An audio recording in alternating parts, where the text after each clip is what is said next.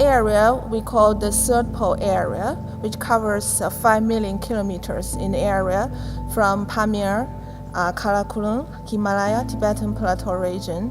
All these areas, the elevation is higher than 4,000 meters by average. In the same time, this area provides water resources and ecosystem services for about 2 million people, mainly in the Asian areas.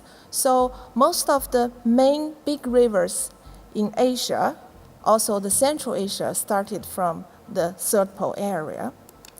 In last 30 years, there is a lot of evidence showing that the glacier is melting very fast, especially in the Himalaya region. We can see that most of the glaciers over Himalaya region is declining. The Himalayan region is a region of incredible agrobiodiversity, but it is also one of the most eco-fragile regions of the world. It is also a region which houses among the poorest people in the world, but it also sustains livelihoods of as many as 3 billion people who live downstream of its rivers and are sustained by the irrigation that is provided by that water.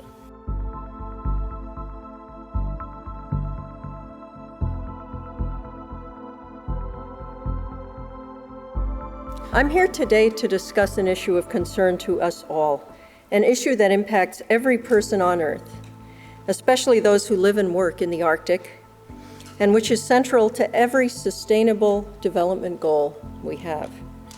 The Arctic is melting. We all know it. We've all been talking about it and hearing about it. Things are happening in the Arctic at a much faster pace than we thought. I read a study recently that says that by 2030, we will have an Arctic free of ice in the summer. That is the most aggressive projection that I've seen. But to be honest, I can't rule it out. And to think that as we stand here, or I stand here today and look into the future and say that within 12 years, we potentially will have no ice in the Arctic in the summer is incomprehensible. So NASA put this together. It's the best visualization I've seen yet. And what it's showing is that over these last 4 decades, we have lost most of the reflective ice in the Arctic. And if you talk about locations, it's in the mid-latitude. You have also a very similar process. We call that deep white because they are all covered by snow and ice. And it's also very similar to the North Pole because with the global warming, its warming rate is very similar to North Pole region. It's about twice as large as global average. So the enormous significance of the Himalayan region is coupled with its extraordinary vulnerability, which demands from us a very new approach to understanding the relationship between environment and development.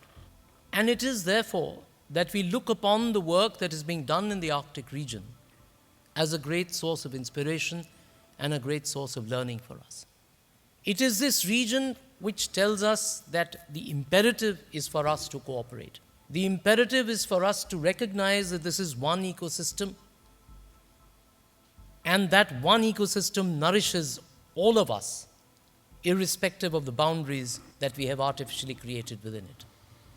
And if we learn to respect the fact that this ecosystem does not recognize these boundaries, if we learn to recognize the fact that a new paradigm is required in our understanding of the possibilities of sustainable development in this region, then each one of us can begin to work together. The beginning of the third pole, this TPE program established a very close relationship with Arctic Circle. In 2010 and 2016, the former president of Iceland, Mr. Grimson, visited the Institute of Tibetan Plateau Research twice.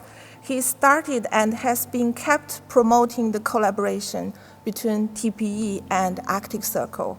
Because we believe that the kind of vision that the Arctic Circle represents, and this assembly, this unique assembly over the last few days represents, is precisely the kind of architecture that the Himalayan region desperately needs.